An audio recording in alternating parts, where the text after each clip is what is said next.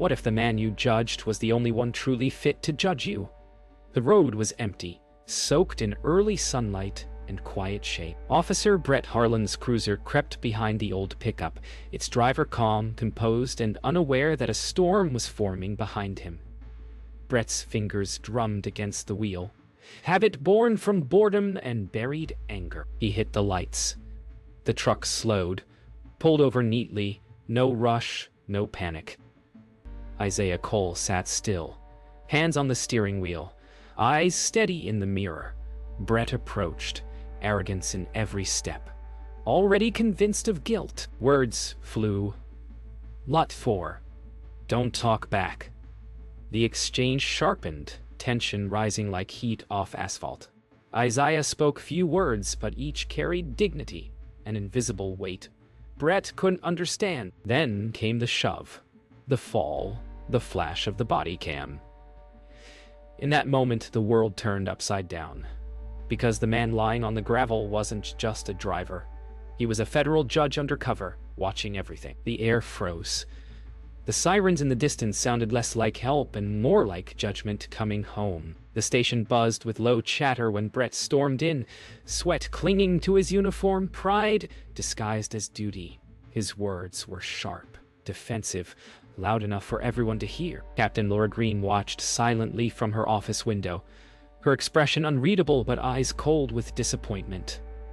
Isaiah, still seated in the holding room, looked like a man waiting for truth to find its way through lies. The hum of a flickering light filled the silence between them.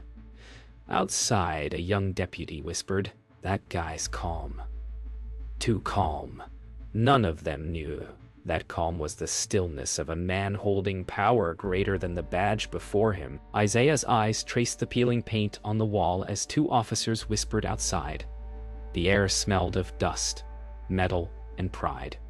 Brett entered again, holding a report he didn't read. "You people never learn," he muttered, low but deliberate. Isaiah looked up, not with anger, but with something far more unsettling. "Pity. Some lessons take time," he replied softly. Their eyes met in silence, years of prejudice meeting a lifetime of patience. That silence would haunt Brett long after he left the room. Captain Green summoned Deputy Mark to her office, her tone sharp but steady. "Did your camera record the stop?" Mark hesitated, sweat gathering at his temple. "I smiled. Part of it." Her expression softened, not in comfort, but in control. "I need that footage," she said quietly. As he left, his stomach churned. Justice wasn't about choosing sides anymore.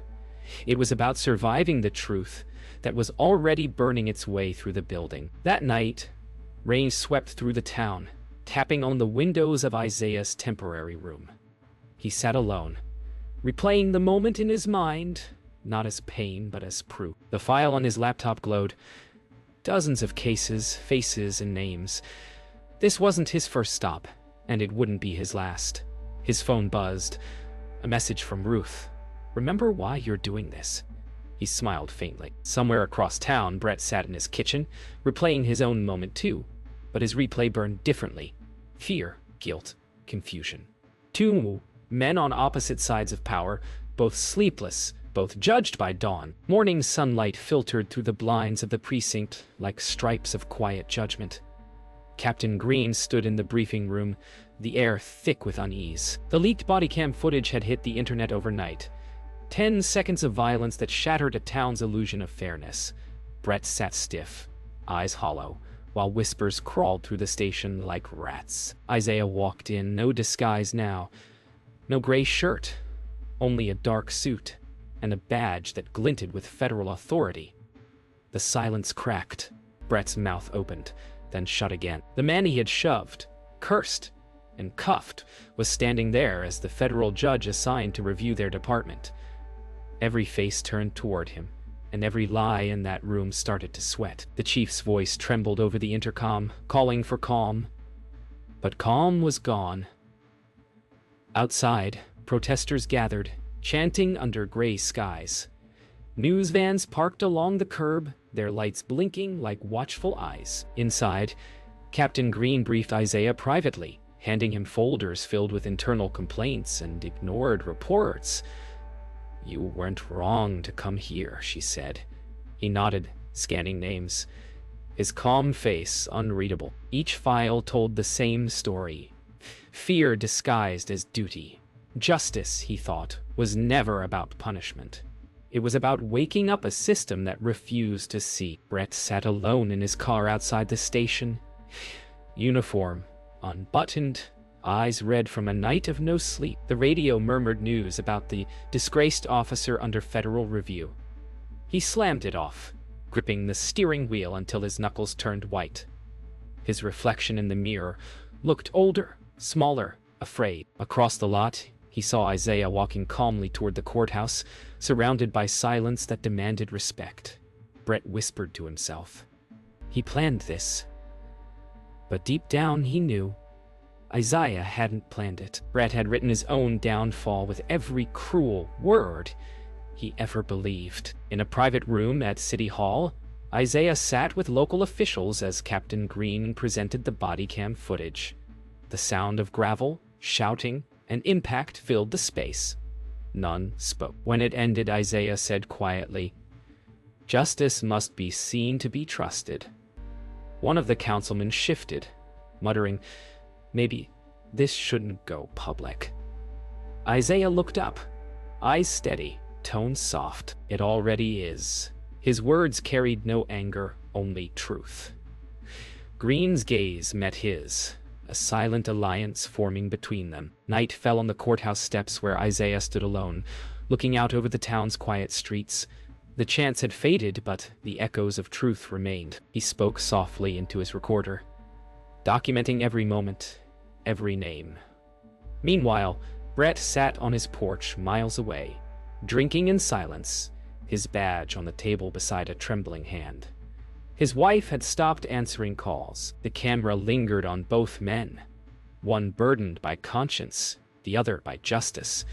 The story was no longer about who was right, but who was willing to change. The courtroom was packed with whispers, eyes, and judgment. Reporters scribbled, cameras flashed, and Brett sat at the defendant's table, his uniform traded for a plain gray shirt that did nothing to hide his shame. Across the aisle, Isaiah entered quietly, his composure unbroken. When he spoke, his tone was calm. No revenge, only truth. "This case isn't about one man," he said, voice echoing through the chamber. "It's about every moment we look away from justice." Brett lowered his head, the weight of those words pressing harder than any verdict could. For the first time, he didn't see a black man or a federal judge. He saw a mirror, and it frightened him. Captain Green took the stand next. Her uniform was immaculate, her tone unwavering. "I've served at this department for 25 years, she began, "and I've seen fear wear many faces." Her eyes flicked toward Brett. "But justice doesn't ask for comfort." As she finished, the courtroom fell silent. Brett's wife sat in the back row, her face pale, her hands folded. She looked not at her husband, but at Isaiah, as if searching for the strength she couldn't find in the man she once loved. Outside the courthouse, protesters held signs under steady rain. Justice for Isaiah had become justice for all. Deputy Mark stood among them, not in uniform, but in a plain hoodie, holding his camera close to his chest. When reporters asked him why he filmed, he said, "Because silence helps no one." Inside, Isaiah watched the crowd through his window. The system was waking up, not from fear, but from conscience. That evening, Brett requested to speak privately with Isaiah. The guard hesitated, but Isaiah agreed. Inside the small interview room, Brett's voice cracked. "I thought I was protecting people," he said, "but I was protecting my hate." Isaiah studied him, not as a judge, but as a man.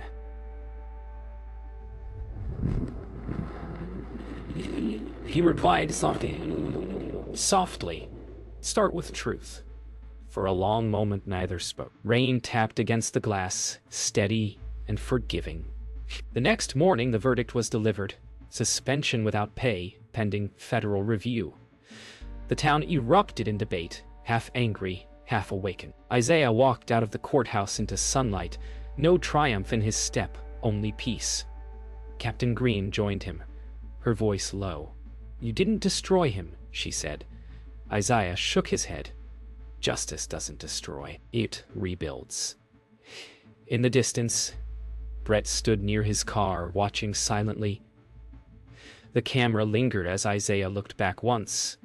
Not in pride, but in hope. The sun rose over the small Georgia town, but peace didn't come with it.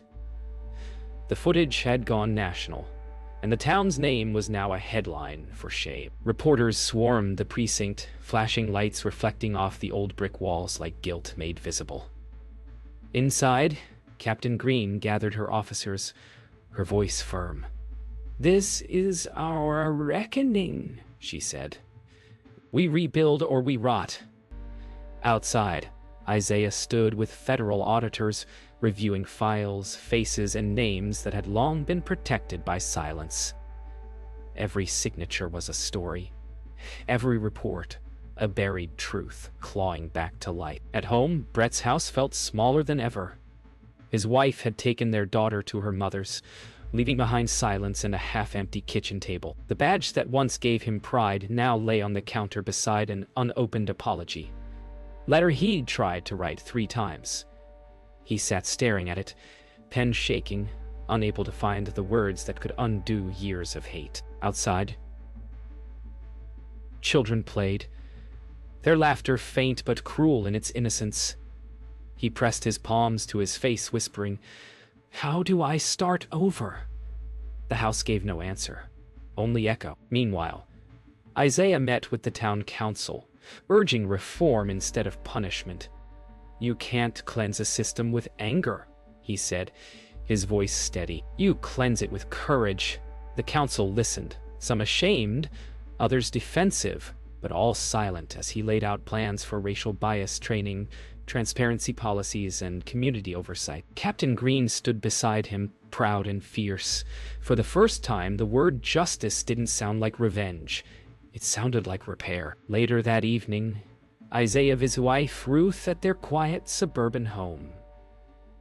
She greeted him with a soft smile that said everything words couldn't. Over dinner, he admitted, "Sometimes I wonder if people really change." Ruth reached across the table, touching his hand gently. "You change them by not becoming them," she said. He smiled faintly. Outside, fireflies glowed over their yard. Tiny lights in a world learning to see again. That same night, Brett drove to the courthouse and waited outside, hands gripping the steering wheel. Isaiah was finishing paperwork inside when he noticed the car through the window. He stepped out slowly, no fear in his step. Brett rolled down the window, eyes wet. "I'm not asking for forgiveness," he said quietly. "I just wanted to tell you. You were right."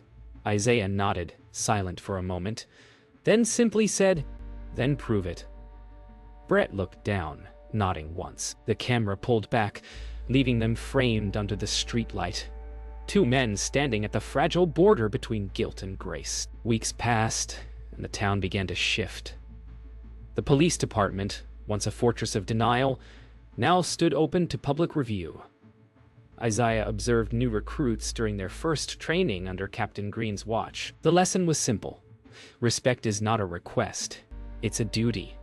Brett, now volunteering as part of a community outreach program, stood quietly in the back, unrecognized by many. As he watched Isaiah address the room, their eyes met for a moment, not as judge and accused, but as 2 men tied to the same truth.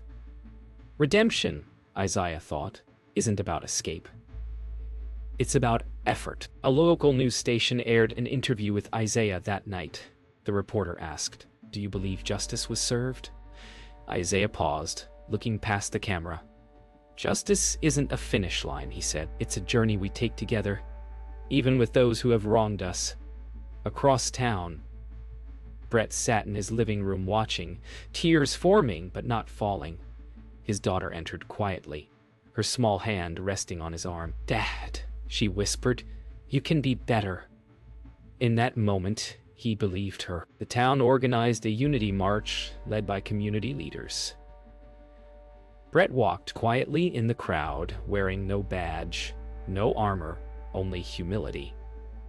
Some recognized him and turned away. Others offered nods of uneasy acknowledgement. At the front, Isaiah held a banner with Captain Green, their steps slow but steady. As the march reached the courthouse, Isaiah stopped and looked back.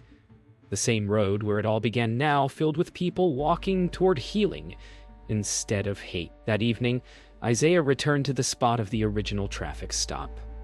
The same stretch of road, the same whispering pines, but now the silence felt different, lighter. He parked his car, stepped out, and stood still. Memories flashed, gravel, anger, eyes filled with disbelief. Then came peace. He whispered softly, "It's done."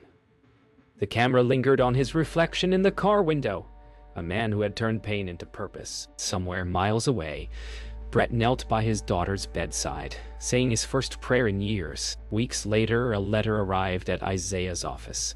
It was handwritten, the paper wrinkled, and ink slightly smudged.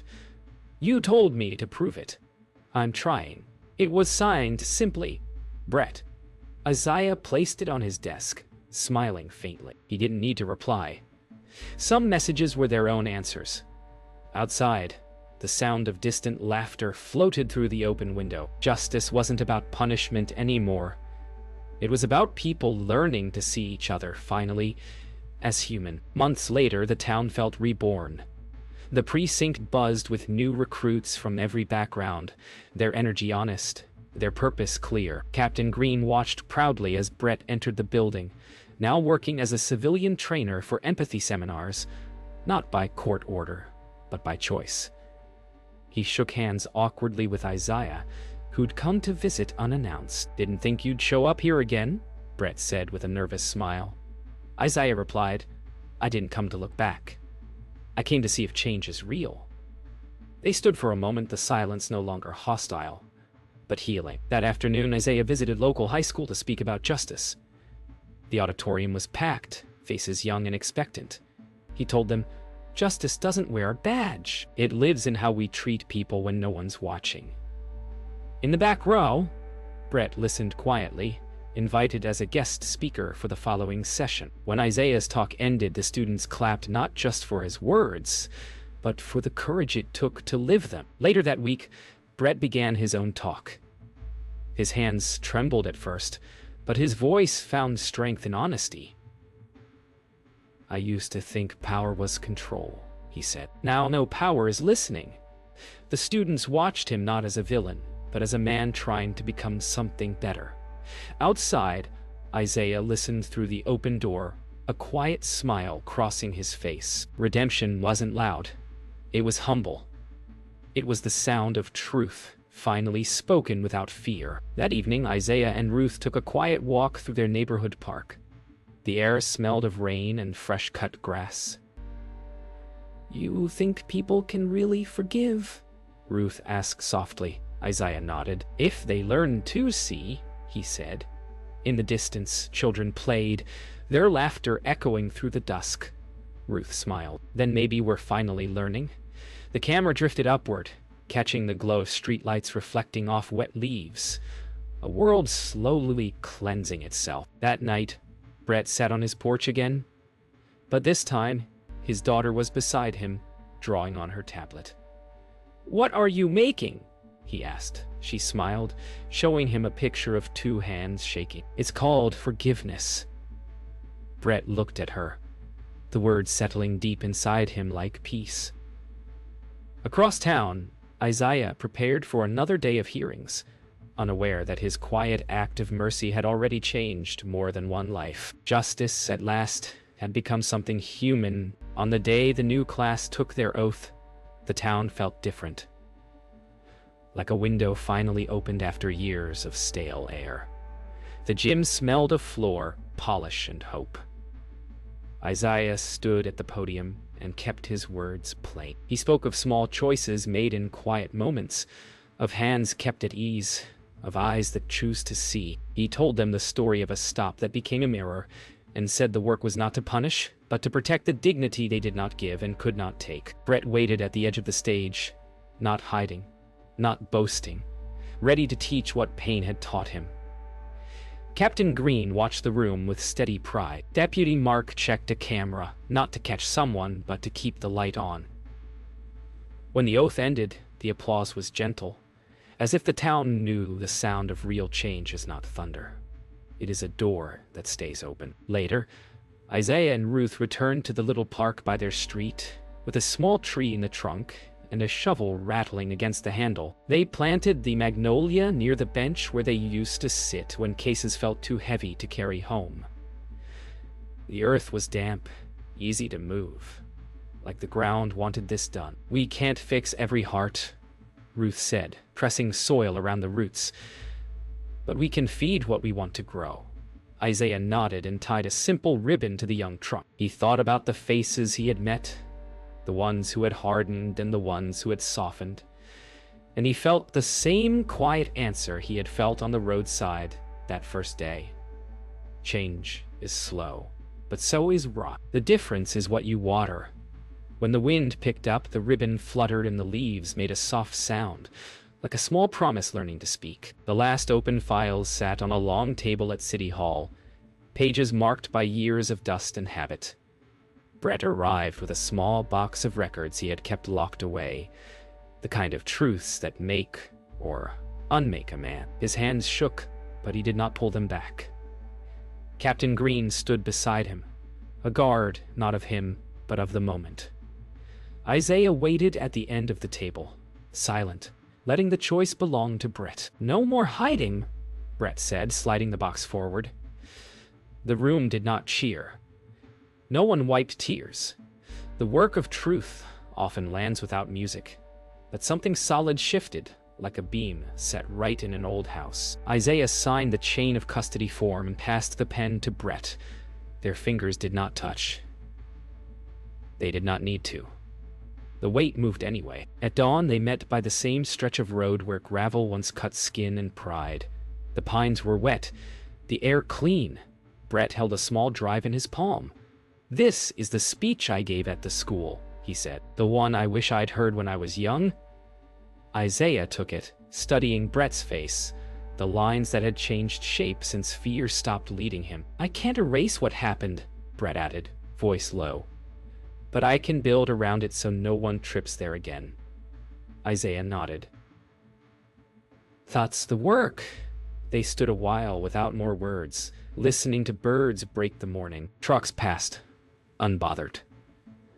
The road did not care who they were. Maybe that was the point. Justice is not the gravel.